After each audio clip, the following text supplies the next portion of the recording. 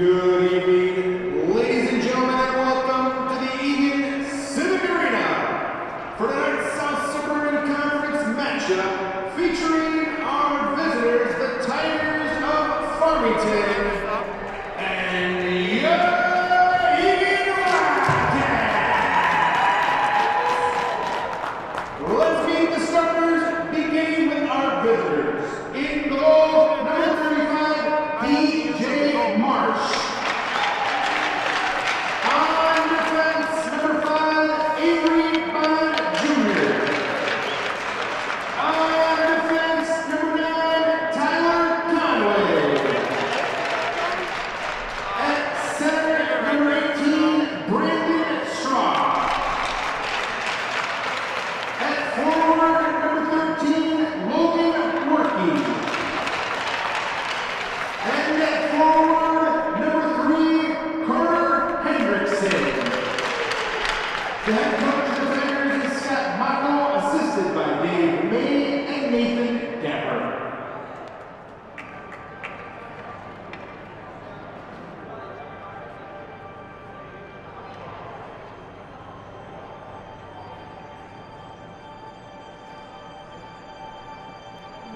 And now, let's meet the starting lineup for your Eagan Wildcats! In the senior number 1, Victor Hunt!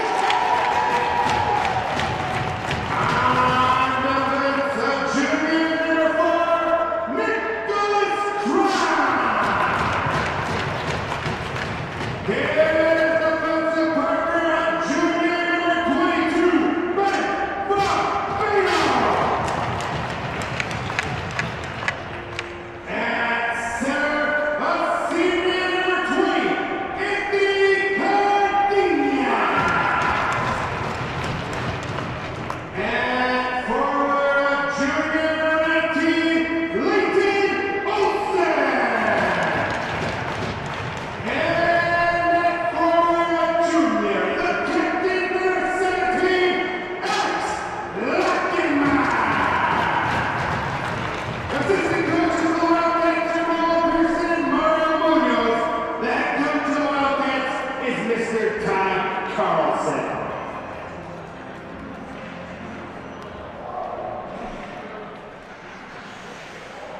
And now, ladies and gentlemen, we ask you to please rise, remove your hats, and join us in the playing of our Star-Spangled Banner.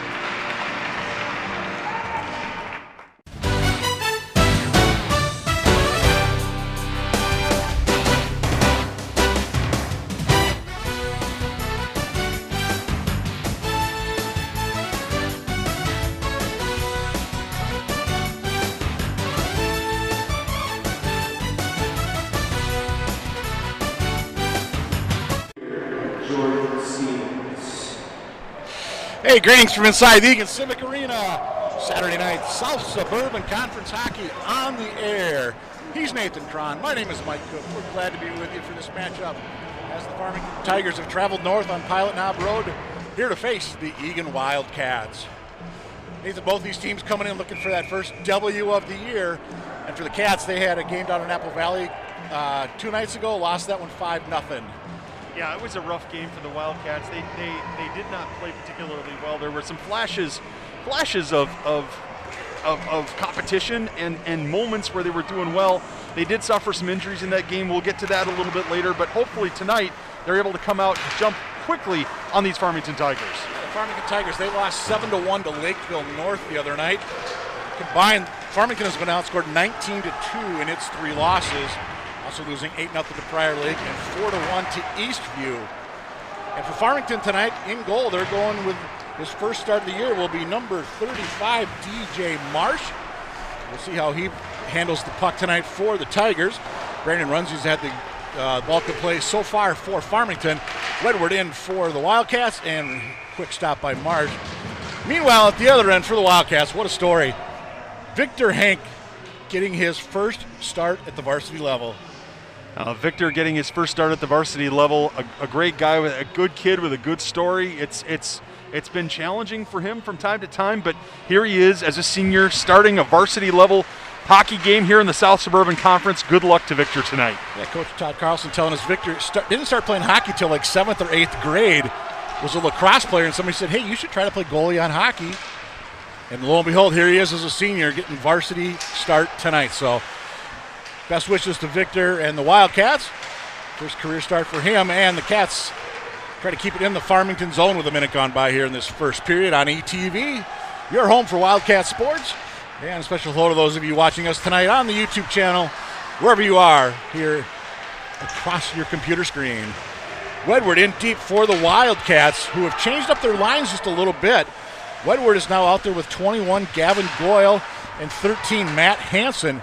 And as we say that, the third line comes on for the Wildcats. Technically, you could call him a third line, although Coach Carlson doesn't. It's 14, Jack Larson, 8, Nick Bohr, and 27, Sam Anderson. Tigers looking to get it out of their own zone where it's been for the bulk of the opening 90 seconds of this hockey game. And here they come the other way. This is number 28, Dotson, with the puck. He'll circle in his own zone. Dotson's got one of the goals this year for the Farmington Tigers. He's also got an assist. He'll shoot from way out. Easy save for Hank on his first stop of the night. A good one for Victor to get that out of the way and work off some of those butterflies, which surely have to be in his stomach. I mean, starting your first varsity hockey game and knowing that the team's fortunes are relying on you to hold up your end has got to be nerve-wracking. But so far, Eagan, I don't know if it's the gray jerseys or what, but they're showing a lot of jump, and they're certainly playing in the first few minutes here better than they were playing for most of the game here in Apple Valley. Yeah, Farmington able to keep that in far side. Tyler Conway was back at the point for the Tigers. They do have 5 out there. They're wearing those bright orange jerseys. The Tigers up in front. Kind of a classic look there for the Farmington Tigers. As a puck does stay in, I thought that was going to fly out down in the corner. And here comes Farmington trying to break out of the zone. Once again, this is fueling number 8. Tigers did not stay on side. Ryan Shirley just a step over on that far side. Yeah, what I'm seeing right now, Mike, is that Coach Carlson has got these Eagan guys being much more aggressive. Right now, the Farmington players, when they have the puck, have an Eagan player bearing down on them very, very quickly, closing the distance. And that is something in the first 3 games, quite frankly, Mike, that Eagan was struggling with. Right now, tonight, as of the first 3 minutes of this game, they're doing a much better job of that. And here come the Wildcats. This is Bebeto, I believe, bringing it in, number 22. He's paired up there tonight with Nicholas Cron, number 4. Second defense appearing on net for the Wildcats is Pika. And Gus Gly moving back to the defensive position tonight for the Wildcats, who are missing some players here in game number 4. And I know Coach Carlson, he spoke highly of Gly when we talked to him earlier. Said here's a guy, he's played some defense, very good at bringing the puck out of the zone. So it really doesn't feel like it's going to be a big issue back there for the sophomore. Well, Gus played last year on the JV team, Mike, and he was a defender. And so, he made the change. He made the change for the team because of the injuries, in part the injuries to Will Corfage, Will Mason's still out with his lower body injury. Will Corfage out with an upper body injury for a period of time. The other injury from the Apple Valley game was Henry Martin, unfortunately, who had been playing so well on that third line. Unfortunately, he's going to miss some time here with an upper body injury as well. So we're going to see some changes here. But as you say, Gley moving to defense should not be too much of a challenge for him, given his high hockey IQ. Yeah, Coolidge battling there for Farmington, unable to keep it in the offensive zone for the Tigers. And Cats are going to bring it back the other way.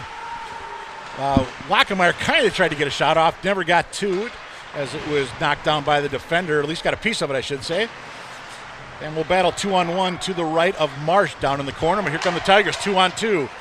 Number 4 leading the way this time out is Ryan Holmstrom. And quick shot, and Hank with a save off the shot from Coolidge. I wish there was a way we could give style points for saves, because I think Victor, just the way that puck just popped right up into his glove, it looked like he was opening a jar of peanut butter. It looked like he was opening a door for a little old lady. I mean, it was like, geez, it was the easiest thing in the world.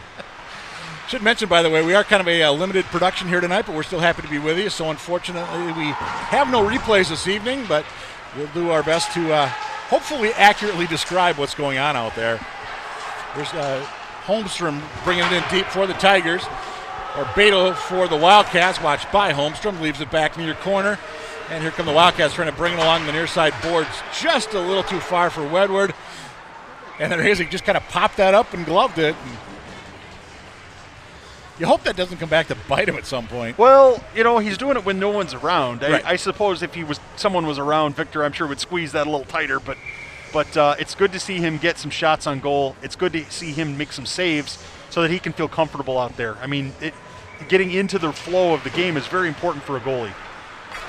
Eagan wins the draw. That was Bohr took the draw over Shirley that time. Puck right in front. There's Hank with a big save in close by number 8, Fueling. 12.5 to go here. And a scoreless first period. Shots 4-1 in favor of the visitors. And the Cats are going to bring something out, trying to break out of the zone. And they are, no. Well, they said icing, then they waved it off. So we shall play on as Lukacic back for Farmington, number 7. Keep an eye on Logan tonight. He's a senior defender, one of the captains on this Farmington squad. There's Anderson looking to get shot off. Should be the second of the game for the Wildcats. Marsh had an easy save there. And Tigers are going to switch up 3 behind the play as the Cats try to bring it out with Pika. Not going to do much because the Cats are going to change up as well. Too far for Workey that time. Puck deep into the Wildcat zone. Eagan looking to regroup, and actually they did not give Eagan a shot on that last time down, so it is still 4-1 Farmington on that total. Cardenas in for the Wildcats. Second game back for Anthony. Had missed a couple early on this year, and right now he is centering Lockenmeyer and Leighton Olson, number 19 for Eagan. Yeah, Anthony's a grit player. He's a hustle player, a grit player. He does not mind physical contact. As anybody who was at the Apple Valley game will know, he was out there throwing hits in his first shift. Did end up taking a roughing penalty, which, I'm not sure that necessarily was a great call, but it was what it was. But bottom line is, he brings a blue-collar, hard work kind of mentality to that top line to go along with the skill of Olson and Lockenmeyer. We mentioned before we came on there, he was on the varsity last year, but kind of played some third-line minutes, fourth-line kind of minutes with the guys that were on that team. But he was a guy you noticed out there every night for his hustle and his grit, as you were talking about. Yeah, I get a sense he's got a good hockey IQ, Mike, that he makes smart decisions. That's not to say that, he might not make a mistake here or there, but the reality of it is when you hustle, your mistakes tend not to be nearly as damaging or glaring. That's funny you mentioned that word hustle, and that's what Coach Carlson was telling us when we talked to him earlier today about just keep hustling. We'll take mistakes as long as you're hustling. And we'll talk more about our chat we had with Coach Carlson as we go on throughout the night, but definitely he has seen no quit in this hockey team. I think that's the most important thing, 3 games in. And absolutely 3 rough games. Oh, that one nearly trickled through off the stick of Wedward as Marsh kind of had to look down, make sure that puck was there, and indeed it is. So we remain scoreless with 10:41 to go in this opening period. Yeah, that's the kind of shot you want Dylan Woodward to take. It's a little snipe. It's kind of a tricky little shot down low to look for a rebound. And, Dylan's got the ability to make good plays. And sometimes it takes him just a second to get this puck off his stick. But when he does, like he did there, he can put it on the net. Woodward yet to score this year, but he does have 2 assists, so he's tied for the team lead in scoring with Lockenmeyer, who's got a goal and a helper. Eagan has scored a grand total of just 3 goals coming into this one so far this season, and that was all a week ago in that loss to Burnsville here at the Civic Arena. Cats far side trying to dig it in deep. This will be walking in from the defensive spot. I believe was that Barbado? That's Galai, actually. I think from the defensive spot. Wildcats showing a lot of pressure here, doing a much better job of challenging the puck. As soon as Farmington gets the puck, as soon as Farmington has possession of the puck, they often have a Wildcat defender on top of them. I like what I'm seeing. If you're a Wildcat fan, you have to like what you're seeing. Lockemeyer shot that one high over the cage, and puck back out to neutral. Cats do control here along the near side boards. They'll get it ahead. Here's Lockemeyer once again. He's shadowed out there by 21 Rusnako, I should say. And Farmington going to carry the puck through neutral. Good job of staying outside there by Coolidge. Hank comes up big there that time. That might have been off the crossbar, Mike, but you know what they say about crossbars. If it hits the crossbar and doesn't go in, guess what? It's still not a goal. And it's not a shot on goal either. It's not a shot on goal either. For those of you that are keeping stats. Rusnako for Farmington tries to get an intercept that time. Nice attempt that time. I believe that was Matt Hansen hustling in for the Wildcats. Yeah, Hansen's another one of those players, Mike, that was on JV last year. Has worked hard all summer to get better. He's grown about 8 feet. Since I've seen him last. He's bigger, he's stronger, he's taller. He's worked on his game, and it's good to see him having an opportunity to play with some other good skilled players. And he's out there right now with Wedward and Goyle. Goyle, another one, just a sophomore on this team, but Coach Carlson said the bright lights have not really fazed him at all this year. Well, I get a sense that first game against Lakeville South might have been a bit of an awakening. The difference in speed and skill from Bantam A to varsity in 1 year, in less than 12 months, has got to be challenging for any young player. But he has handled it well. And as Coach Carlson mentioned, it was it's a lot of these guys, a lot of the younger guys. It's a learning experience, Mike. 8:41 to go here. Scoreless first. Face off to the right of Victor Hank. In goal tonight for the Wildcats as Graham Edmond gets the night off. Cats are able to bring it out of the zone. And you mentioned a little bit ago, they are so much quicker getting out of the zone than we've seen the opening 3 games this year. Here comes Farmington with a full set of wheels that time. That was Hendrickson trying to carry it in, one of the captains on this Tiger squad. And instead Farmington to regroup, try to get knocked off the puck. Lockemeyer. But unfortunately for the Wildcats, here comes Werke for Farmington going down that right side. Looking to the backhand, looking to find somebody in front. And nothing happened in that time for Farmington. Cats will control behind their own net. And a little too far for Lockemeyer. Cats making a small change over this time.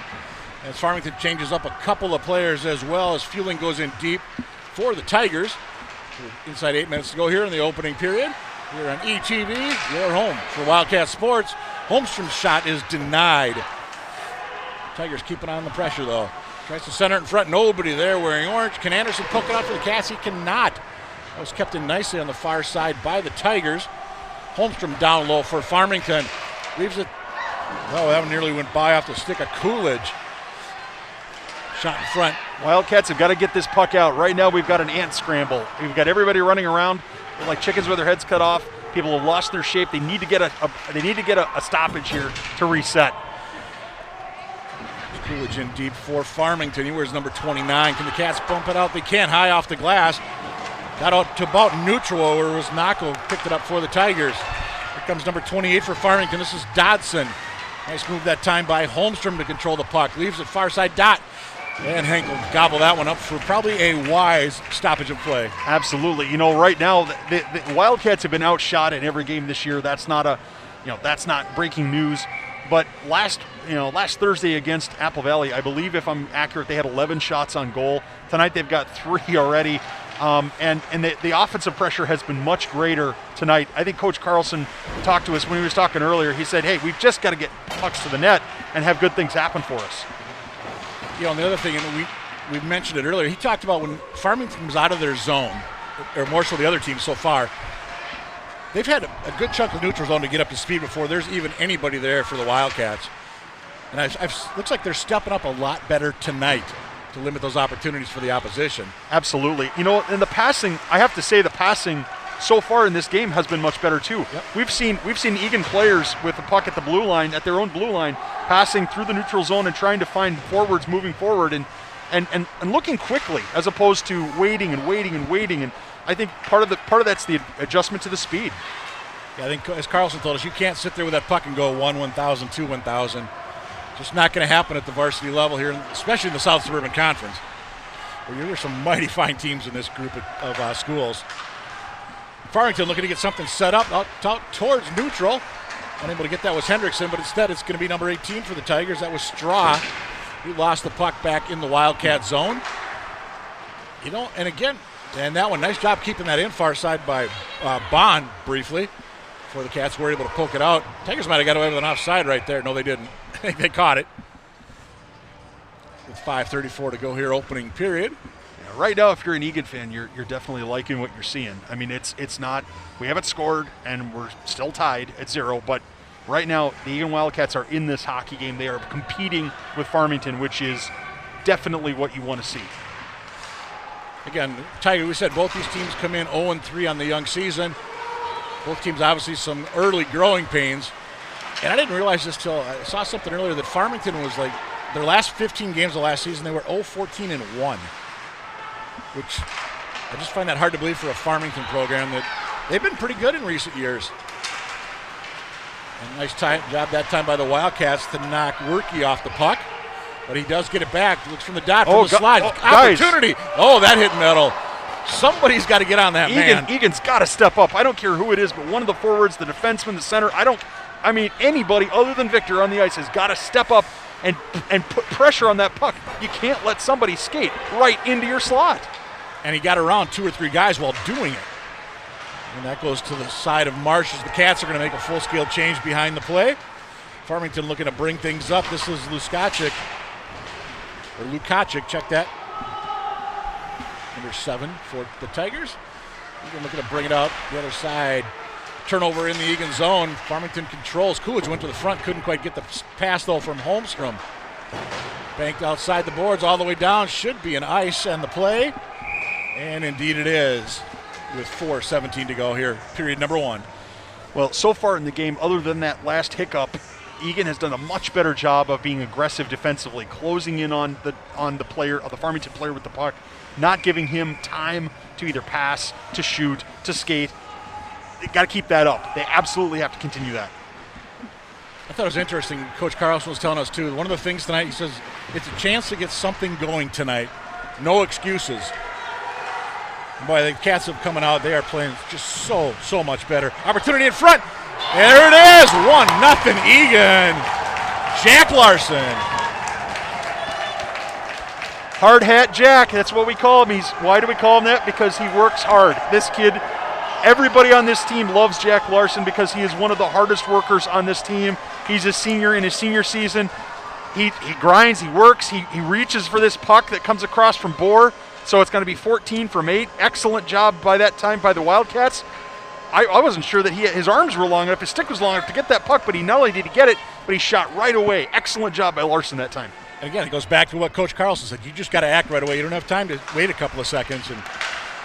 And Marsh was in position. He just beat him on the glove side. So 1-0 Wildcats. Let's get the official word here.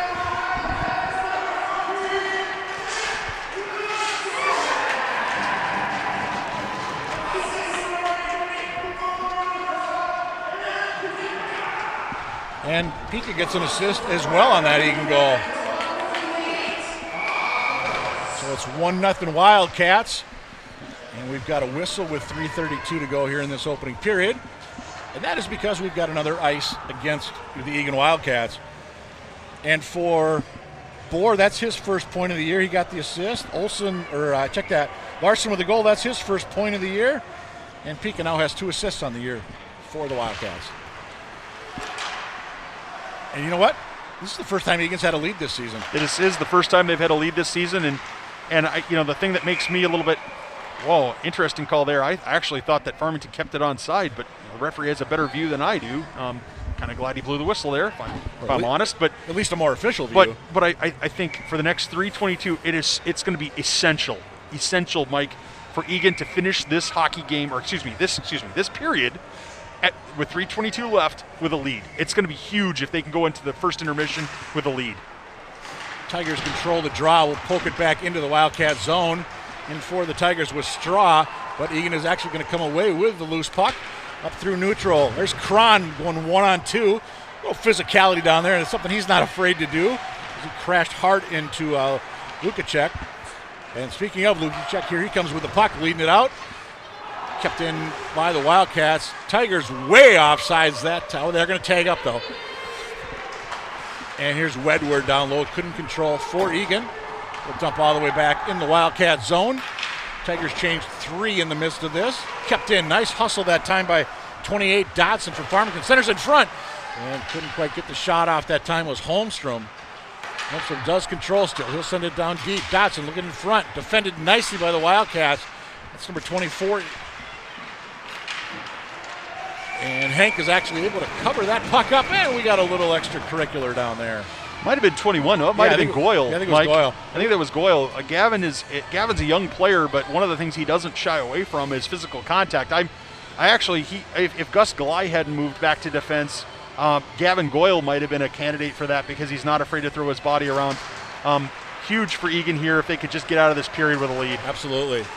There's Lockenmeyer. He's got Olsen with him, and just a hair offsides was Leighton Olsen that time. The junior forward, number 19, for your Eagan Wildcats. Give a quick shout out. Eagan, by the way, they're home next Thursday. Prior Lake will be here in the Civic Arena. Game will be will be covered by Eagan TV again. That's going to go high, not quite to the netting, so we do play on behind the net that time. That's Holmstrom for Farmington. Number 4 turns, cuts to the middle again. Again, the Cats just kind of watched him a little bit there. He's right between 2 guys. And Holmstrom again. Good hustle, comes away with the puck, dump it down deep. Looked for a little give and go, intercepted that time, however, by the Wildcats. Inside 2 to go in the first. It's 1-0 Eagan. Here's Lockenmeyer, good speed. Lockenmeyer turns, shoots. Cats were changing up behind the play, so he didn't have much help. And that one goes all the way down, but Dotson, I thought Dotson got a piece of that. And we'll have a face-off back in the Farmington Tigers zone. I think the referee thought Dotson was going to get a piece of that too from his body language, but right now Eagan definitely, despite being outshot 10-4, Eagan definitely playing with these Farmington Tigers. Bohr will draw for the Wildcats. Ryan Shirley for Farmington. And we'll say Farmington gets control on that one. Here comes Hayden Sanborn. He's number 14. Really first time we've called him tonight. His backhand goes wide. He's out there with Lukacek, number 7, and Hank makes another save for the Eagan Wildcats. One of the advantages, Mike, of Jack Larson putting that goal home for the Wildcats is that, that's the third line. That's the third line that maybe doesn't get quite as many reps, but if they're going to have a hot night, I guarantee you Coach Carlson's going to roll those guys out. Absolutely. Well, he's done it all year, to his credit. Farmington, they're going to regroup. That's Bell with the Tigers. Left-handed shot. Sends it up. Cats getting able to control once again, though. Again, those of you that have been with us this year watching the Wildcats, boy, it is night and day the way they are controlling the puck coming into the zone. The puck that was tipped on the way through, and we shall play on as in deep for the Cats was Hansen. A minute to go here in the period. That was a smart play by Eagan that time to get it deep, and you make sure they get a touch to it. Barbato keeps it in for the Cats. In deep, Wedward going after it. He knocks his man off. That's Lukacek that got hit by him. But Lukacek didn't come by with the puck. Bounce it ahead. Oh, big hit at center. That was for Cron. Yep. Yeah, Cron. He went fueling. And here comes Cron with the puck. Keeps it in. Oh, nobody there forever. He tried to leave it, and 3 of the Cats were past him. So 2-on-1 Tigers. Worky leading the rush. Worky cut, shot. And big save there by Victor Hank. Tigers looking to get one here before the buzzer, which is 19 seconds from now. All the way down. Will it be an ice? Arm is in the air, and we do have a whistle. 15.6. A little bit of puck luck there for the Eagan Wildcats. They haven't had any this year so far, but that time, Farmington, there was a real foul up on the blue line. Cron had the puck, and suddenly he had multiple Wildcats on top of him, and that didn't look pretty. No. Big Eagan's got to get this out of the zone. Worky with a nice shot. Hank watched that one nicely, kicked it away with the right. All the way down. They are going to say nice. Nope, now they're waving it off. Cats one quick opportunity with a seconds tick down. Not going to happen. Lockenmeyer loses the puck. But 17 minutes gone by in the books. And it's the Eagan Wildcats 1. The Farmington Tigers nothing. A good period of hockey for the Eagan Wildcats. Easily their best period of the entire season. And, you know, if you have to look at this period and say, hey, if we play this way, the second period, the third period, we're being outshot, but, you know, not a lot of great chances for Farmington. So I think if Eagan can play this way again for the second period, third period, I don't know if they're going to win or lose, Mike, but they're going to be very competitive in this hockey game. Well, we're going to take ourselves a break, and we're going to come back in just a little bit, see how they do in that second period. You're watching Eagan Eagan Boys Hockey on ETV.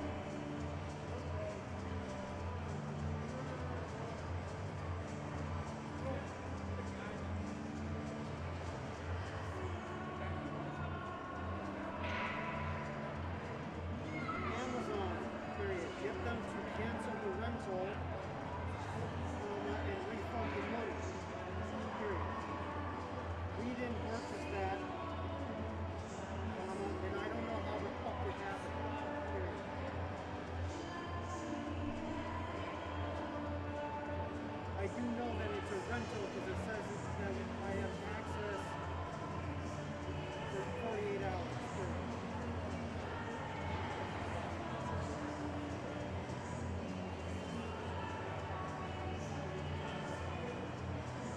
And if somebody's fucking with me, I don't want them to ruin it by starting to watch it.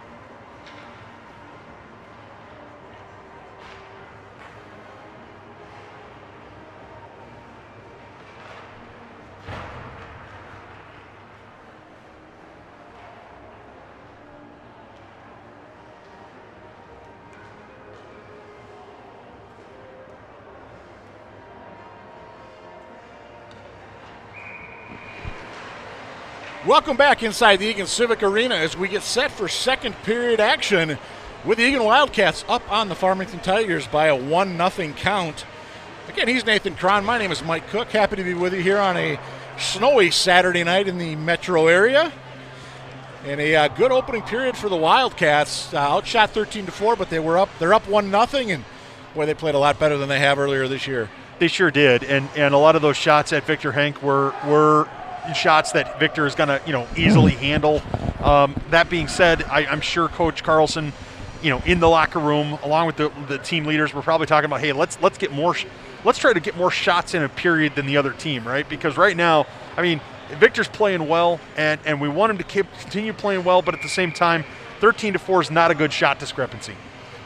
You mentioned Coach Carlson. Hey, we want to give a special shout out to Mata Carlson watching us tonight from Sauk Rapids. The mother of Coach Carlson, we heard she gave us some rave reviews, and very happy to see her son's squad doing well. So thanks for being with us there, Mata, and hope you stay with us throughout this season here on ETV. And right now it's the Farmington Tigers. We're in the orange. They're down to the left this period. Actually, they are unable to keep that one in, but they do tag up. As we said, Tigers down by a 1-0 count early on in this hockey game, in the second period of this hockey game, I should say. Cats, I know the other night down at Apple Valley, second period was, I think, ugly for lack of a better word. Opportunity, Lockenmeyer! And then Marsh able to stack the pads. That nearly trickled through 5-hole. And Marsh gets the puck eventually there, but great opportunity early for Lockenmeyer. Yeah, it was a great, and forgive me, I did not see who hit the outlet pass, but Lockenmeyer had a great opportunity. I don't think he couldn't quite get it out of his skates that time, Mike, and so I'm sure that's one he wishes he had back. It kind of reminded me of that goal Kaprizov scored for the Wild there, that first overtime winner, kind of off the stick, off the skate, and 5-hole on Jonathan Quick. But, they don't have to be pretty. They just have to count, right? That's right. Absolutely. I don't see a style column or up on the scoreboard, and that's good because I think, if I'm not mistaken, I think Farmington just put one on the scoreboard. I just say you want to talk about stop wins don't matter. Holmstrom that time slamming home the rebound for the Farmington Tigers as they tie it up 1:06 here into period number 2. Again, nobody was on him. Yep. And just nice job. Stood there on the doorstep, took a whack at it, and Victor Henk, not much of a chance there for the Wildcats. Yeah, that's not on Victor. The goalie. It's the rest of the guys out there have got to be better at jumping on loose guys, jumping on guys in front of the net. Try and get the official word here. Holmstrom from Dodson, the official word on the goal for the Farmington Tigers. Ties things up here at 1. Shots 14-5, favor of the Tigers. Well, you're not going to give another team in South Suburban Conference, that many shots without them poking one home eventually. big test here for these young Wildcats. How do they react? How do they come back from this? How do they step up and continue the good play they had in the first period? Yeah, just at the time we were talking about that second period in Apple Valley, I think shots were 24-4 Eagles in that one, in that middle period where they really kind of opened things up on the Wildcats. So Farmington, that's their third goal of this young season. As we play on here on a Saturday night inside the Civic Arena, nearly another one there for the Tigers. Kept in far side, Lukacic. And Hank watches that one go just wide. Might have got the right pad on that shot from Sanborn. There was opportunity there in front, but Hank stopped him again. Wildcats have lost their shape. They're scrambling around. They need to get an ice here. They need to get a stoppage. And twice already on this shift, the Wildcats have had an opportunity to get it out, an opportunity to really hit it hard, and they haven't. Now they finally clear it, and they're going to have an icing call, but they needed that. With the long change, that group had been out there too long. And you're going to hear me, Mike, from time to time refer to an ant scramble. An ant scramble is when everybody's just running around like chickens with their heads cut off. When you see ants, if somebody kicks a little dirt on their ant hill, they start running around like crazy. Now, they know what they're doing, but it looks to us like they're just running around, and that's what Eagan was doing there. Yes, they were. And unlike upper levels of hockey, you are allowed to change up on an icing. So the Cats got a fresh 5 out there, as do the Tigers, who again control deep in the Wildcat zone. Centered in front. Couldn't quite get that shot off the feed. That was fueling to try to put it up front. Down low, Tigers able to keep that one in. And they'll chase it around far side. That's Worky for Farmington giving chase, but the Cats able to clear it out across the blue. Tigers all come across the blue, and they look to go in the blue, but could not complete a pass because here comes Worky, though, this time. He gets knocked off the puck that time by Cardenas of the Wildcats. Centered in front, nobody there for the Tigers, but they are to keep it in from way out. Hank, that one nearly got in. Hendrickson, a couple of good whacks at it. That puck came from way out. I think it was Conway from up top with the initial shot. And again, Hank with a big save off of Hendrickson. Hendrickson, a little snake bit on this shift for Farmington. Anderson for Glide for the Wildcats, I believe, that time. Again, Glide back there on defense tonight as the Cats are down a few players. Puck does finally come out across the blue. Well, that was about the only thing that was going to break up that Farmington forecheck. Those guys were absolutely dialed in. Eagan not able to get any way in shape or form out of their own end. They had the puck on their stick multiple times and could not hit a pass to get out. An exit pass is what we might call it. And there just wasn't anything there. And so, I think right now Coach Carlson probably on the sidelines, I'm thinking football, on the bench is probably going to be saying to those guys, calm down. Play like we did in the first period. Be aggressive. Be firm with the puck. Watch good things happen. Cron shoots it all the way in. Barbado far side. Here's Bohr in for Eagan number 8. Gets a little shove there from Holmstrom for his effort. Anderson looked to leave it for Cron. Couldn't quite get there, but they are able to keep it in the zone. There's Bohr far side trying to keep it in. Backhanded in. Anderson that time. 14 that time. That was Larson trying to walk through with the puck. 4 minutes gone by here in the second period. 1-1 our score here in South Suburban Conference play. Tigers looking to bring things out. Couldn't quite handle there, but they are going to be picked up coming through. This is Holmstrom. He'll shoot it, and that goes just over the net as Hank got the glove up. Might have got a piece of that with the leather. Farmington does make a change. Cats cannot get it out. Kept in nicely far side by Sanborn. And again, the Eagan Wildcats just struggling mightily in their own zone here as we're 4.5 into this second period. Try to break something out this time. Intercepted that time by the Tigers. That was Dahl, 16. Farmington makes one change. Cron, he'll send it up here, and the Cats are going to try to get something going. Barbado leading at that time.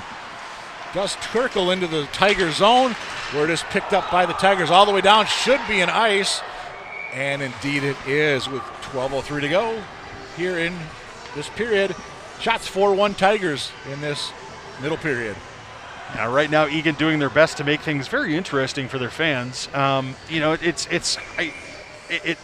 There were flashes there of some good things. A great attempt to pass and get out of the zone, but Eagan's got to do a better job of what they were doing in the first period, closing people down. Because right now they're not.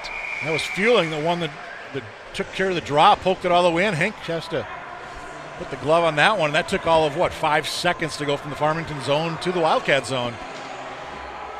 Farmington looks like they're going to change up, looks like their top group. Hendrickson out there, number 3 for the Tigers. Had a couple of great opportunities earlier this period. Brandon Straw, 18 out there as well, along with Logan Lukacic is back on D right now.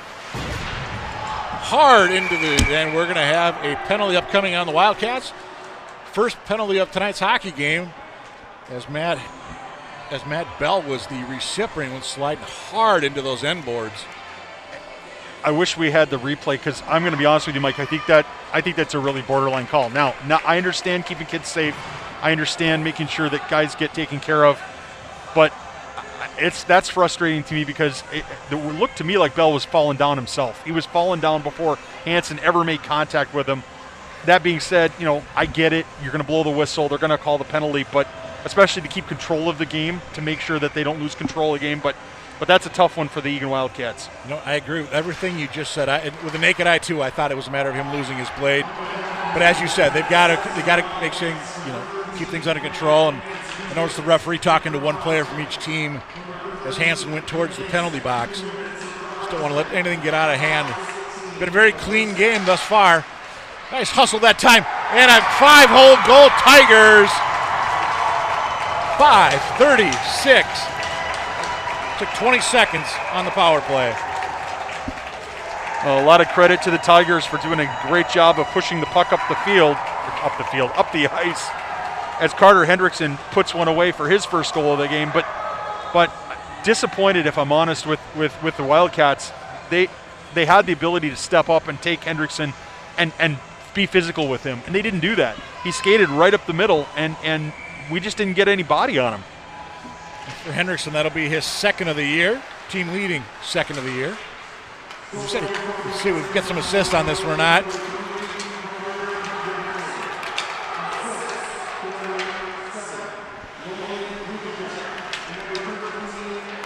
So it's going to be Lukacic and Warkey with the helpers for the Tigers.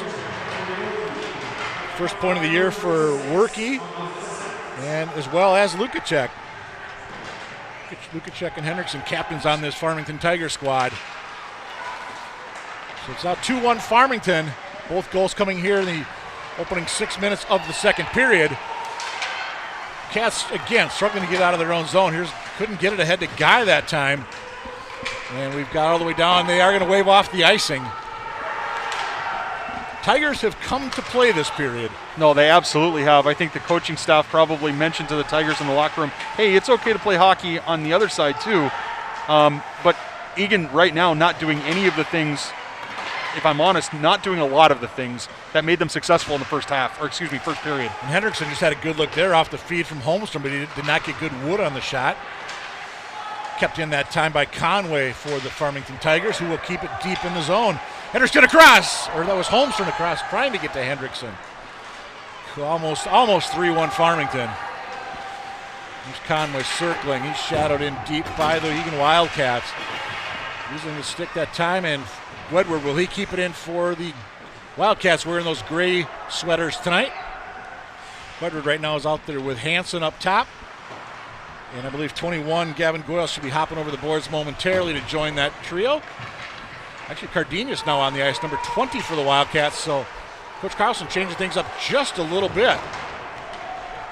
Actually, I think maybe they were in the middle of a change altogether, because there goes Wedward and Hansen, check that.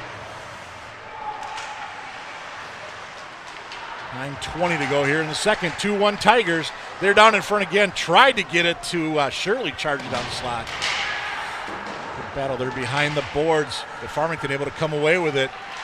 Centered in front. Hank, will he be able to cover it up? He does. And Farmington says goal, but no. Whistle was blown. Shirley thought he had one. Yeah, Eagan there a little bit lucky perhaps, but I thought Victor had that thing covered. I'm not sure how it necessarily squirted out between his legs and back, but I thought that was probably a pretty good call by the officials. And it looks like the net came off as well, as they were just resetting. So Cats averting one there. Still trailing by a very manageable 2-1. Shots right now 20 for Farmington, just 5 for Eagan. Make it 21 for Farmington. That shot came from way out off of Sanborn. Well, that being said, if they're going to give us shots like that, nice open looks for Victor Hank to squeeze, I'm okay with that. It's the rebounds and the cross creases and things like that we just can't allow these guys to have. Good play, just staying in the Wildcats zone this period, which is about 15 seconds away from the halfway point of the middle frame. Here come the Cats. Here's Lockenmeyer. Olsen with him. Lockenmeyer to Olsen, a little too far, couldn't quite connect. One of the rare scoring opportunities this period for the Wildcats. Lockenmeyer battling in there hard. Cardenas gets knocked down for his efforts. Tigers try to control at center, back into the Farmington zone. Far side, up ahead. This will be number 14 leading the rush. That's Sanborn. 1-on-3 gets knocked off his blades and off the puck, as Farmington was making a change on that far side. Tigers keeping it in. Intercept that time by the Wildcats. And down into the zone it goes. Giving chase is Anderson for Eagan as the Cats change on the other side as well. Off the boards, that time's Pekka for the Wildcats. Wears sweater number 5. And that one goes just wide. Hank had the glove out there and just missed. Shot from that one goes just wide off the stick of 21 Rusnako for the Farmington Tigers. Egan's got to find this puck faster. They're just not quite getting to the puck as fast as they were in the first period. Loose pucks are almost all going to Farmington right now, and that's creating second, third, fourth, fifth, sixth, seventh, and eighth chances in the Eagan zone. And it's too, like on that last one there behind the net, they just shot the puck around. Nobody really looked, had no idea where they were going with it. Just kind of, it seemed like they were just throwing and hoping. Farmington's got a man over here in the dot. Quick shot, that goes just wide. That was Straw from the dot. And Cats able to poke it out, force the Tigers to tag up. They do, and they do control the puck. Try to anyway, right in front of the penalty box. Back into the Wildcat zone, 7 minutes to go. Second period here on ETV. You're home for Wildcat Sports. All the way down, should be an ice, and indeed it is. Another mistake for the home team. Yeah, Egan's got to make sure they connect on those passes. I mean, they're being outshot in this period. 8-1. That's not a trend that can continue, Mike. They cannot continue to be outshot 8-1 in this period and be expected to climb back into this hockey game. Coming into this game, the Wildcats had a total of 36 shots in their first 3 games. Yes, that's a total of 36. So 12 per game, allowing an average of just under 50, 5-0. And you would have thought with this Farmington team, they're kind of regrouping as well, not had a lot of early success. There's a good shot there from Dotson. You'd think the Cats would have been able to stay with them, and again, just a miscue that time by the Eagan Wildcats, who Eagan really, I thought, controlled most of the first period, but there is no doubt the Tigers are dominating here in this middle frame. Absolutely. The Wildcats have got to do something right now, whether it's a big hit or a good scoring opportunity or drawing a penalty. They've got to do something right now that's going to give them some momentum coming into this, finishing out this period. Jeez, another turnover in their own zone. Somebody's out stick out there. That's 21 for the Wildcats. Goyle. Down low, looking for a give and go that time. Tigers off it.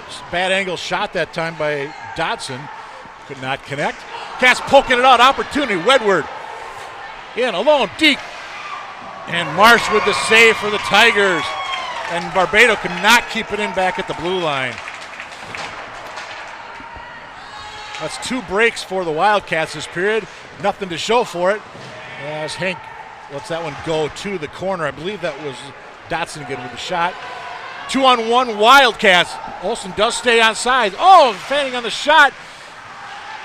Quick poke at it, and that puck goes harmlessly into the corner and out.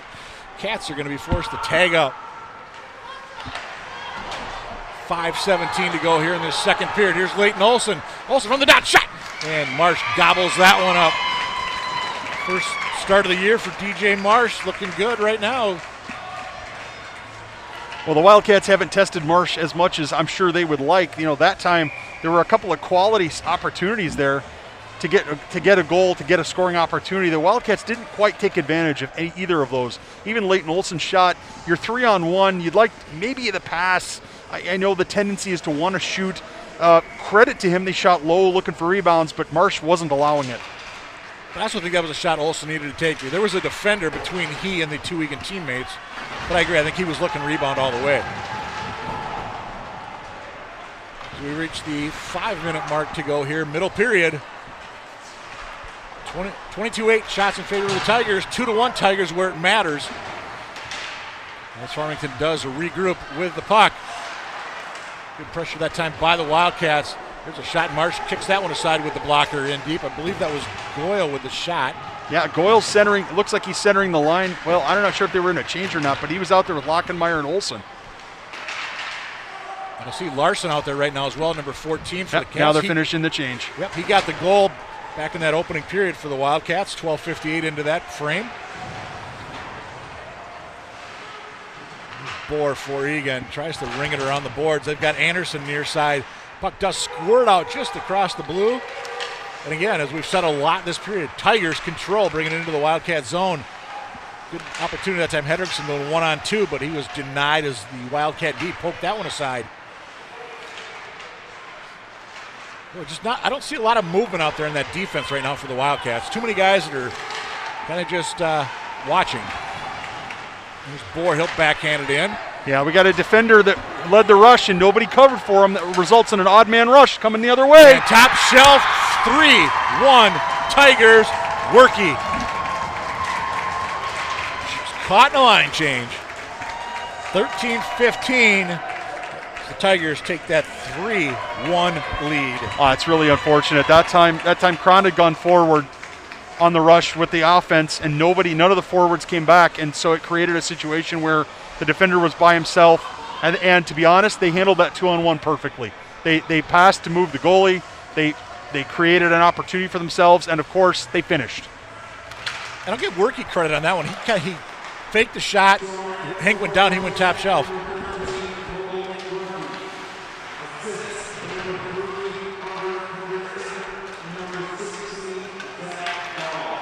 Hendrickson and Zach Dahl with the assist for the Tigers on that goal. So that's Hendrickson with a goal and an assist tonight. Same thing for Worky. You know, it's South Suburban hockey, Mike. It's an opportunity to play well and to be excited, you know, to play against some great players. But if you make mistakes like, you know, not coming back to cover when a defenseman goes forward, that's the kind of stuff that'll happen. You'll have odd man rushes. You're going to have those types of situations, and at this level with these players, you know, Farmington's got too many good players for Eagan to make those types of mistakes and be successful. There's Pika, good forecheck by the Tigers. They had 2 men in on Pika. Tried to get it in front, nobody there that time. I think they were trying to get to Coolidge, 29. And Wildcats, can they poke it out far side? It's stick reach, there we go. There's Olsen, backhands it ahead. 2-on-1, here's Lockenmeyer leading the charge. Backhand shot. And Marsh got a piece of that one to steer it aside. Big follow through on the check that time down in the corner. And that's one where the student section would have been on their feet for that one. Like the shot by Lockenmeyer. Nice job moving to the backhand. They took away the forehand. He went to the backhand, had a quality opportunity to put it on net. Opportunity there for the Tigers. Holmstrom alone in front. He had 14 Sandborn charging down the slot, couldn't quite connect. That one went off a defenseman. The Tigers continue to absolutely buzz, and we've got a penalty upcoming, and it's going to be a high stick against, I believe it's going to be on the Wildcats. I think it's actually going to be against the Tigers, Mike. I think they're going to call a high stick on the Tigers. It looked like one of the Wildcat players was heading towards the puck and was held up by that time, number 28, Dylan Dodson, who already has an assist tonight. I think the referees are going to call that. And again, was there a big penalty there? Probably not. But in the interest of keeping control of the hockey game and making sure that these guys understand they're not going to get away with stuff, now we get to see the Wildcat power play. 14:41 time of that infraction. Cats right now 1 for 7 on the power play in this young season, which is in game number 4. Kept in Wedward. Wedward is going to try to go through traffic. He does. Marsh never saw it, but it deflected wide. Cats down low. Back to Wedward near the dot. And high up off the glass. Deflected on the way in. Cats running with one guy at the top, 3 in the middle, and one guy down lower in the crease. Here's Wedward.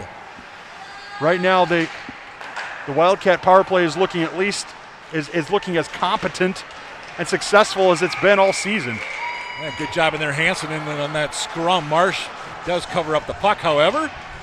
And we've got the boys will be boys just to the side of Marsh, just outside the blue. Well, 16 to 18-year-old boys have a tendency to push and shove when they don't get their way, and that time was no exception. 1:19 to go in the Wildcat power play. We are going to stay 5-on-4. Nobody's going to sit for that, shall we call it extracurricular activity? Yeah, just a little pushing and shoving. Maybe a yellow card, not a soccer game, but not too bad. Offsetting penalties if we were on the gridiron. That's right. Here come the Cats. And you want to talk gridiron? Let's not talk Cats Farmington this year in the gridiron. Here's Barbado coming in deep, 22 for the Wildcats in there against Lukacic. Eagan doing a nice job so far, and of course they proved my point. You know, they undermined my point as I'm making it, but doing a good job of holding on to the puck, doing a good job of passing and using space on the ice so far. I'd like to see him do it one more time. She's nearly a turnover there off of Lockenmeyer Yep. as Holmstrom in aggressively for the Tigers. Yeah, if that forecheck's if they're gonna do that, we're gonna need to either run a pick, or we're gonna have to run a pick, or we're gonna have to run somebody to the side. Inside a minute to go in the period, 35 in the Eagan power play. Olsen, Cats might have got away with an offside, I thought there, but Yeah, well, Farmington got away with a trip. Yeah. You know, so I'm not sure what that was about. That absolutely, I thought looked like a trip to me. now we do have a And whistle. Now we do have a trip. We do have a call, so the Cats are going to skate the last 26 seconds of the next 44, 5-on-3. 16-15 time of this one. It'll be a 26-second two-man advantage. It's a huge opportunity for the Eagan Wildcats here late in this second period, Mike. And it's going to be Holmstrom sitting for the Tigers. Yeah, and this is one that really they got to get one here. Oh, even if they don't, honest to gosh, even if they don't score, but they have some real good quality chances, I'm not saying it's great, but I am saying, hey, let's take it. Let's get some chances. Marsh with the initial save. Rebound is there. 3 Wildcats around it. And Eagan does control. Calling for it on that side. Quick shot. There it is. I think that was Barbado, wasn't it? I think it was Barbado. He was whacking away like a woodpecker, calling for that puck. And I couldn't tell I couldn't tell who it was that got it to him. It was Cardenas or who it was, but somebody got it to him. And for just a second, I thought Ben might hold on to that puck just a little too long, but he buried it. Credit to Ben Barbado. And again, huge goal. And I'll give Barbado credit. He took that extra second. Marsh went down. Top shelf. That's right. You know what? We'll have to have the sideline reporter between periods ask him about that one. But if that's what he did, and we'll ask him later. I'll ask him later after the game. That's what he did. Crafty move by the junior. I don't know if that's his first career goal, but they did go to the scoring table to get a new puck. It is. That is his first varsity goal. So we'll get the official word from Nick Johnson momentarily.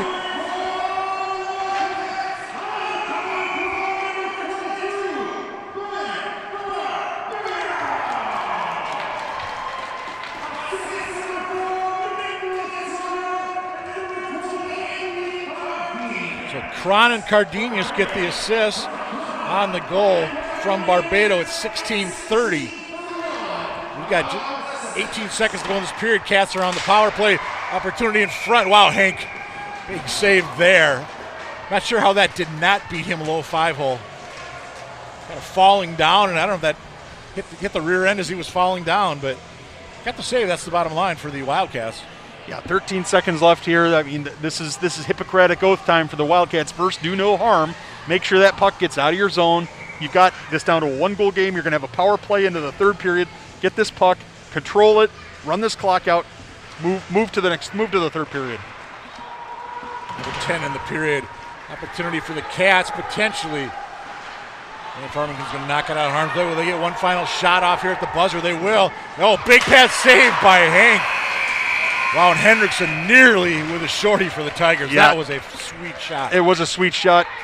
A lot of credit to number 4 for Eagan, Nicholas Cron, I should say, for doing a great job of poking that away. That easily could have been a big shot, but instead, a nice poke coming back there for the junior defenseman. So it was 1-0 Wildcats after 1. It's 3-2 Tigers after 2. What are we going to get in the third period?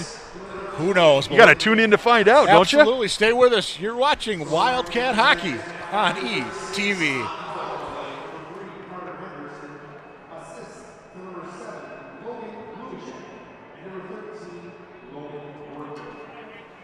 And scoring for Farmington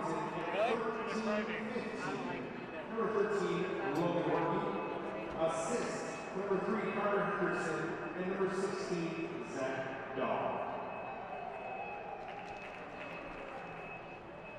Score for the Wildcats at 16:31. Number 22, Ben Barbato. Assists to number 4, Nicholas Furlong, and number 20, Anthony Charge your Cardenas. family, your parents that are there. Penalties in the period to the Wildcats, number 13, Matt Hansen, and 2 minutes for cross-checking. And the Tigers, number 28, Lyndon Johnson, 2 minutes for high singing, and number 4, Ryan Holmstrom, 2 minutes for tripping. Shots on goal for the visiting Tigers, 14, a 2-period total of 27, and for the Wildcats, 7, a 2-period total of 11.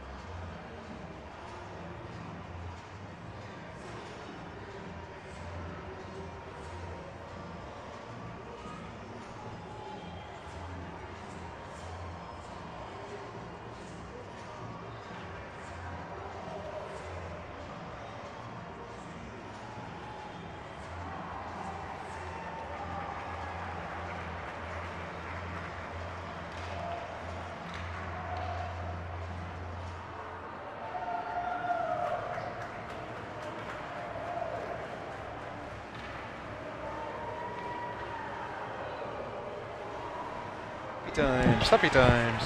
Hey, welcome back inside the Eagan Civic Arena as we get set for third period action with the Eagan Wildcats trailing Farmington by a score of 3-2.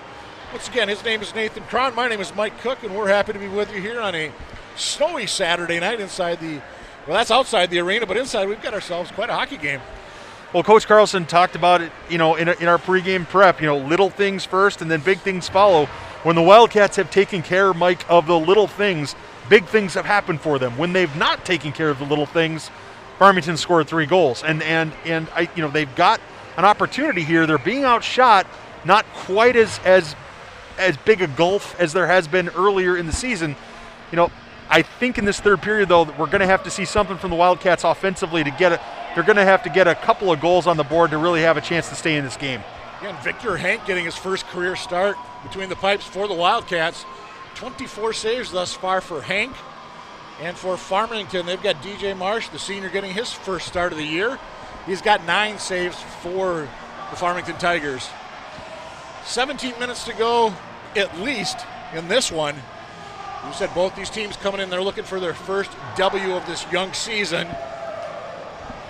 Should mention, we said the Wildcats, their next home Thursday night against Prior Lake here inside the Civic Arena.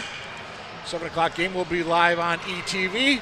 And for the Tigers, their next 4 are at Schmitz-Mackey Arena, starting with Burnsville on Thursday.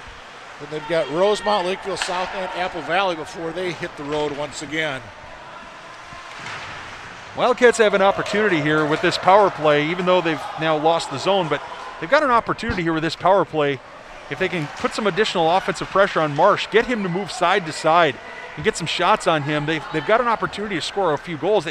If Nicholas Cron's going to bring that puck up, the guys have got to get out of his way, give him a little bit of space and work off of him. Yeah, Barbados scored with about 30 seconds to go late in that second period on a 5-on-3 for the Wildcats.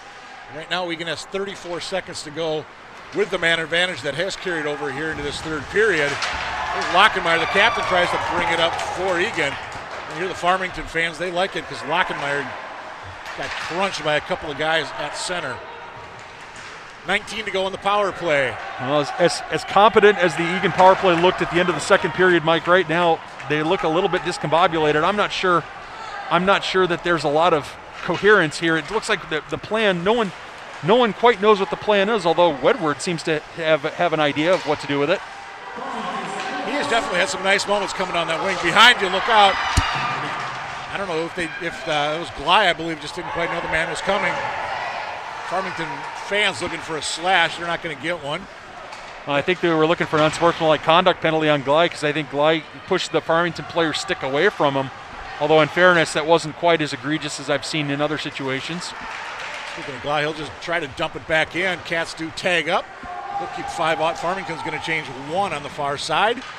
Bohr in deep for the Wildcats. Where's number 8? And actually, this is going to be Olsen battling around. That's 21 Goyle over there for Eagan. Looking to get that equalizer down. 3-2 in this one. Got a 1-0 lead after the opening period. Trail by 1 going to the third. 13 in there, Matt Hansen, the junior forward for the Eagan Wildcats. And there were a lot of Farmington Tigers around that puck because the gray sweatered Cats made a change. This will be Eric Pika, number 5, knocked off the puck by Shirley. Pika dumps it back in. Cats force the tag. He and Shirley a couple little extra pushes and shoves, and we do play on. This will be Pika knocking it down as Fueling was trying to leak in behind him. Cats need. Forgive me, Mike. Cats need to finish their hits. They're when they finish their hits defensively, they're doing a good job. When they let the Farmington Tigers off, it's creating a problem because Farmington's continuing with their offensive pressure. Sanborn with a long shot after I think the Tigers got away with an offside, but it didn't matter because it came back out. Oh, what a shot by Lukacic. 4-2 Tigers. 2:54 time of that one. I'm not sure you could place that one much better. No, that was a bad angle shot from well below the dot, very close, maybe a stride from the red line. And I think Hank's probably thinking to himself as we watch him kind of shake his head like, wow, that was a heck of a shot. I mean, I think Hank took away the near post in the top, or the near post in the middle, but Luschek just his that puck went far side in the upper corner, and credit to him for being able to bury it that way. Absolutely. That'll be his first of the night for the Farmington Tigers. We'll see if we get the assists are.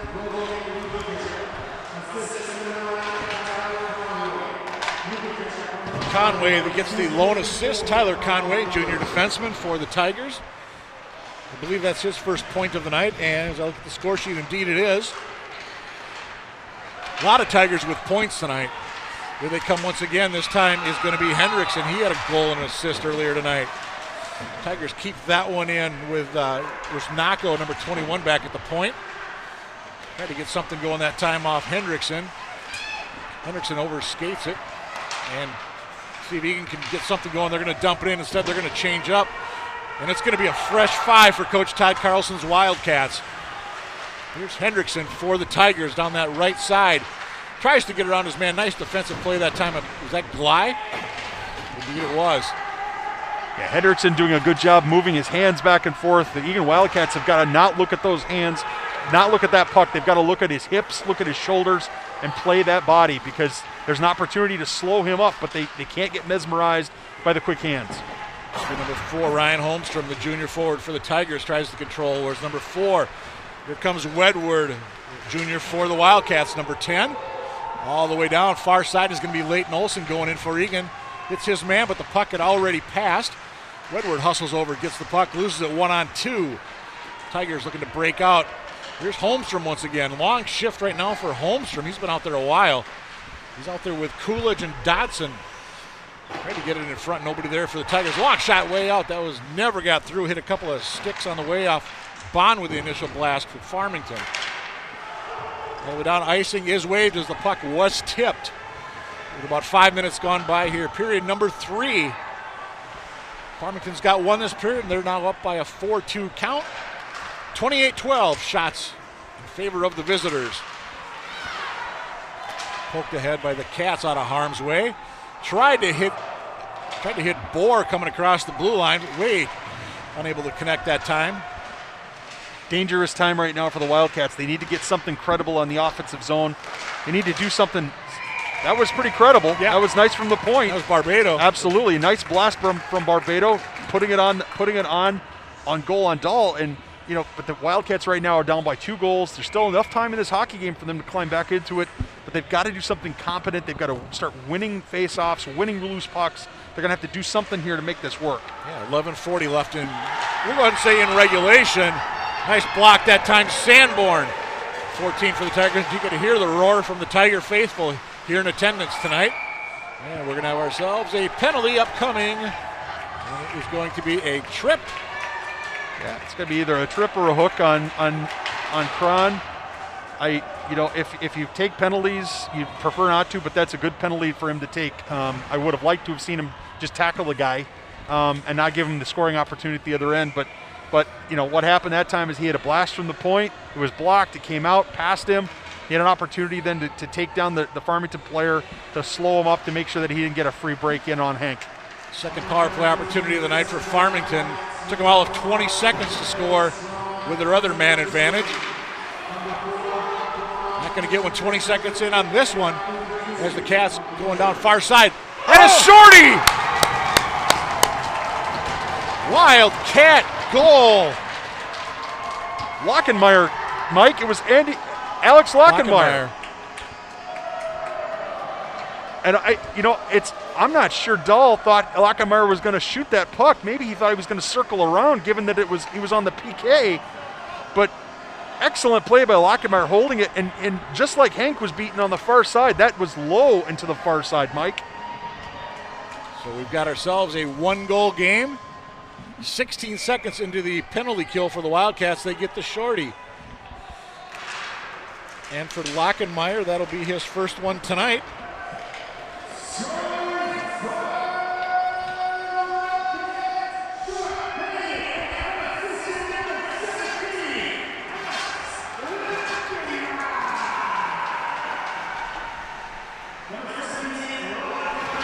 Unassisted officially on that goal.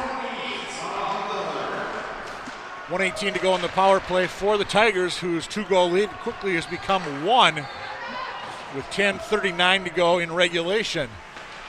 Dodson for the Tigers. That was knocked to the corner off of the stick of Cardenas. Wildcats have got to be aggressive. Don't want to give up another goal in this power play.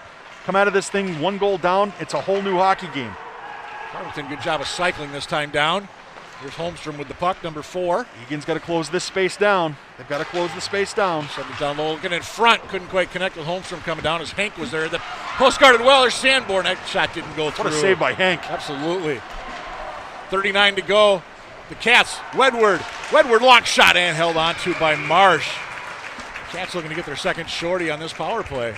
And a good shot by Wedward. Yeah, excellent shot by Wedward. He gets that to his forehand. That's watching Wedward play, he clearly favors that forehand. He gets that shot off very quickly. Nice control. It was right on target. Dahl still had to make a good save. Not a lot of traffic obviously in front of him, but that's the kind of shot that Dylan Wedward is good at, and that's how he's scored goals in the past. The face-off will be in the Tiger zone, Farmington now has 29 seconds with the man advantage. And this will be Hendrickson down the right side. Like I said, he's got a goal and a helper tonight for the Tigers. He'll control it back at the up top. Intercept that time, Woodward. They'll send it, or Lockenmeyer, I should say, sends it all the way down wisely. 11 in the power play for the Tigers. Maybe one last opportunity to get something here. Shorthanded goal aside, this penalty kill has looked very competent here from the Eagan Wildcats. Znaka dumps it in deep for the Tigers, so we are now back at 5-on-5 with 9:26 to go in regulation. Shot from way out, and it's 5-3 Tigers.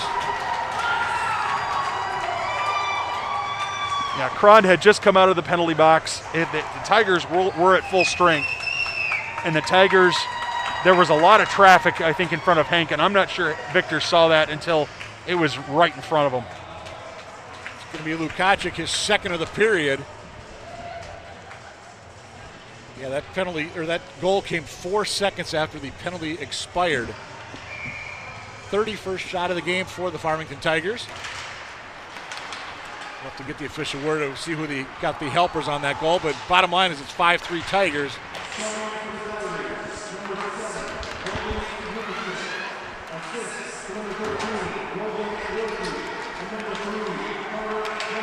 So Hendrickson and Werke with the assists for the Tigers. Werke got the first assist, Hendrickson the second.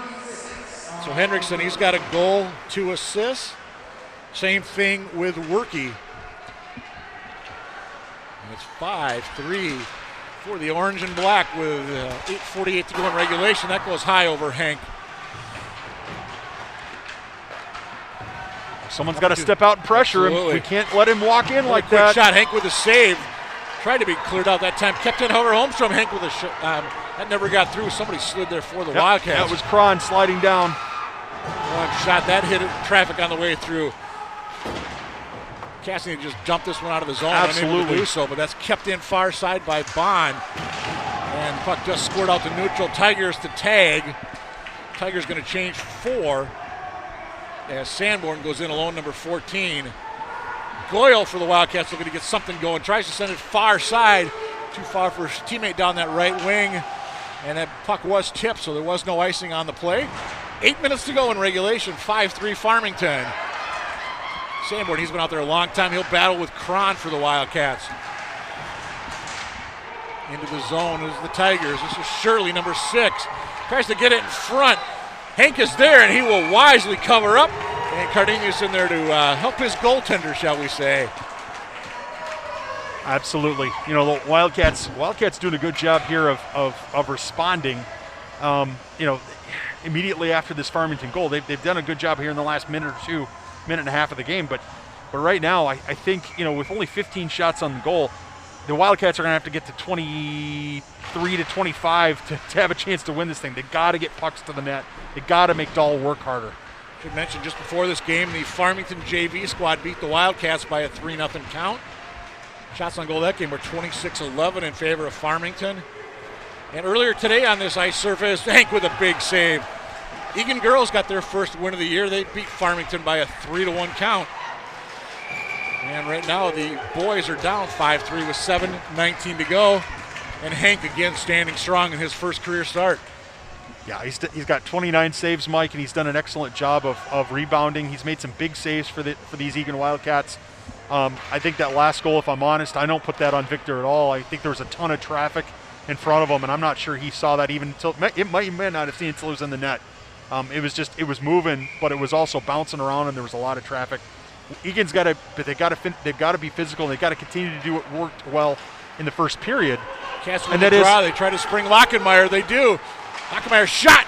Marsh with a save. Couldn't quite control it, but nobody there for the rebound. Lockenmeyer's had some wonderful opportunities this evening. Yeah, Farmington parents trying to play referee and doing a really poor job of it that time. I don't know what in the world they were looking for a call on the far end, but they were, and so be it. 7:01 to go in regulation. Hey, I want to give a quick shout out. We, obviously ETV, we cover a lot of Wildcat sports. Pickett, we cover it. But I want to give some credit to the Eagan debate team. The state tournament was held last weekend, and I'm gonna apologize if I butcher these names, but Arish Iyer, first state title in Lincoln Douglas competition. He lost in the quarters last year, took home the state title this year. Ashley Chen lost in the quarters of that contest over at Stillwater High School. And the team of Eric Lee and Arkin Sen finished second in the policy debate over at the state debate contest last weekend. And finally, in congressional debate, Propti Surkey finished third, John Novak 12th. Oh, that's absolutely huge. Being a former Lincoln Douglas, and policy debater, for Eagan High School, I'll tell you right now, Eagan High School's fine arts activities, including their debate team, are some of the best in the state, and to have state champions is just really a great treat. And I'm glad you mentioned not only debate, but all the other fine arts activities that the Eagan High School has. I know they did Les Mis for the theater production, and I know you can still watch that. I think if you go to the high school, there's a link to it, and there's a minimal fee for it. But again, in the era of COVID, it's just great to see activities like that still going on. Yeah, my niece is on the speech team and had her first tournament, and speech is being done virtually. And having been on the speech team, that's such a strange thing, but clearly they're making it work, and it's much more important that kids participate in these co-curricular activities, whether it's athletics or fine arts. It's much more important that they do that than it is for them to, just to be sitting at home and being on their devices. Yeah, Minecraft, Candy Crush, they don't really do a whole lot for you, do they? Not as much as real human contact. 5:39 to go in regulation. Here's Wedward for the Cats. Well, that's going to go just wide of the net as Goyle rebound for Eagan. From way out, Marsh watches that one go wide of the cage. Pika pinches in, gets a shot off from the half wall. And Cats are going to be forced to regroup down in their own zone. Yeah, I think Glide would like that one back. Yep. That one sailed on him a little bit. And we'll have an icing on the Eagan Wildcats. 5:18 to go in regulation. Cats down by 2. Well, there have not been a lot of stoppages. I mean, there have been a few goals this period and a penalty or two, but not a lot of stoppages. And I was remarking at the second intermission, without chuck-a-puck, without little chippers, without all these other things, these varsity games seem to go so quickly. It's always fun you mentioned the little chippers, and it's always fun to see those little, I don't know, I think we call them mite preps now. I think these are called mini mites, but they're out there, and they're playing like 8 on 9, just playing half ice for 5 minutes, and the crowd just loves it. They get into those games so much. And to see the smiles on those kids' faces when they come off the ice after going through the handshake line of the Wildcats, it's a really cool moment. And I'm going to guess some of these Wildcats took part in that back when they were a wee bit younger. Opportunity goes just wide. 4:40 to go in regulation. Well, the Wildcats certainly are playing right now.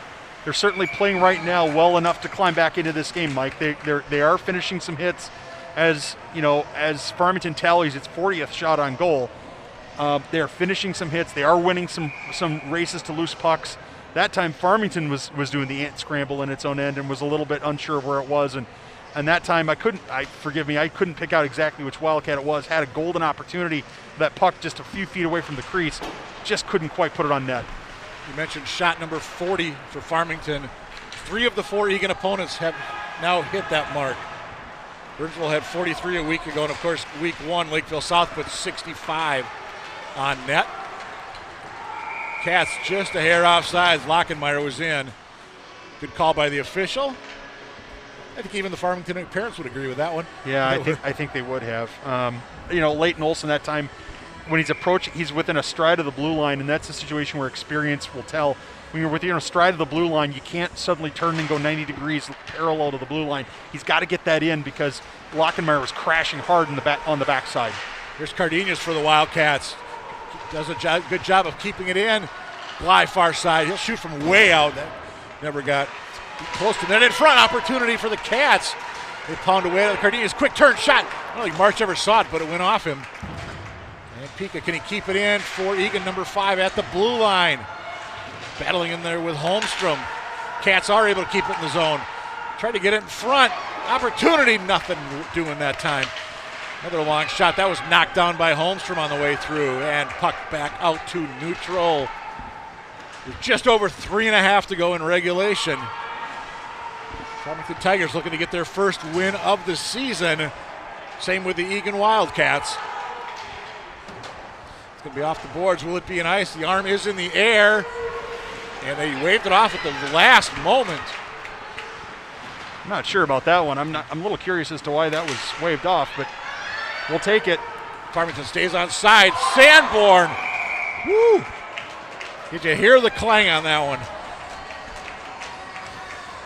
Might have been the shrieks from the Farmington hockey moms, too. It was hard to tell, but yes, I heard a clang as well. I know I'm going to get hate mail from Farmington, so I'm sorry. I just give them credit. I mean, they're here. I mean, oh no, they're here. They're here. They've cheered hard and loud. Absolutely. It's occasionally some of the sounds fans make when there's not when there are 4,000 people in this place, you can't hear anybody. But when there's like 38 people in this place, you get every little weird sound.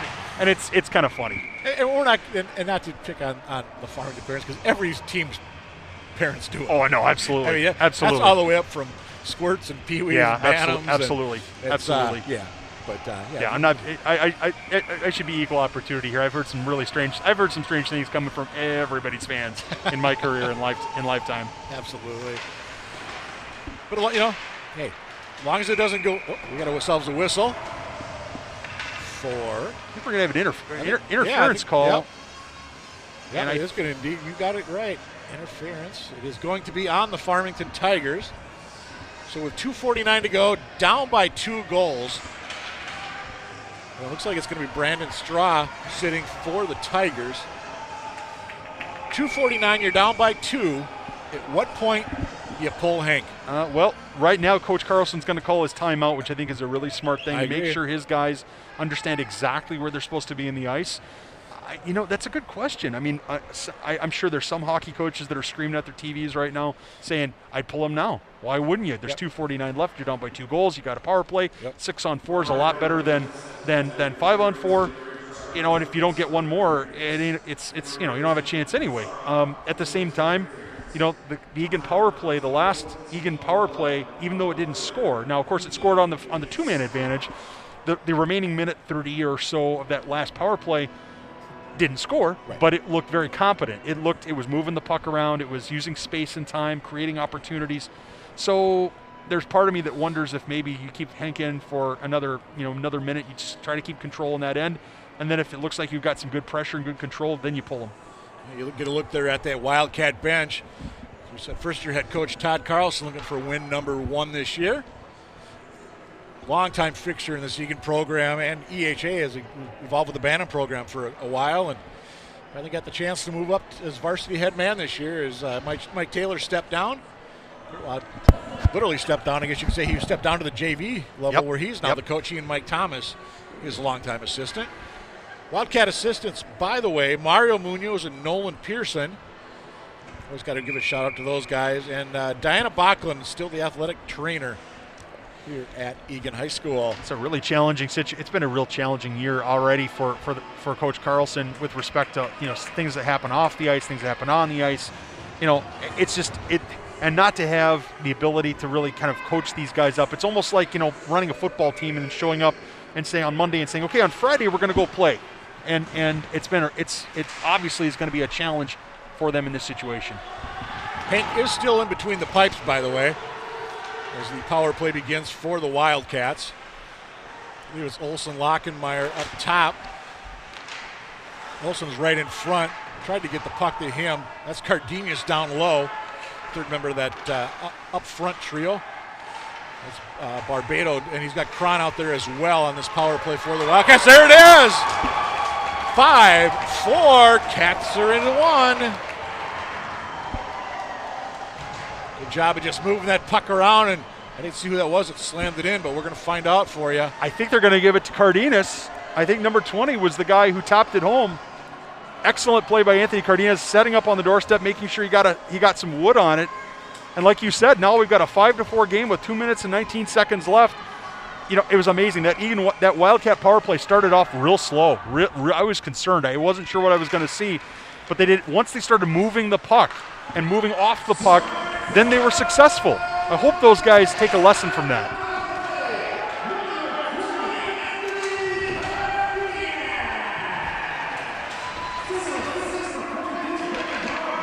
Barbado got the lone assist on that goal. Inside 2 minutes to go in regulation. There goes Hank to the bench. He'll hit there with 1:53 on the clock. Empty net at the Wildcat end.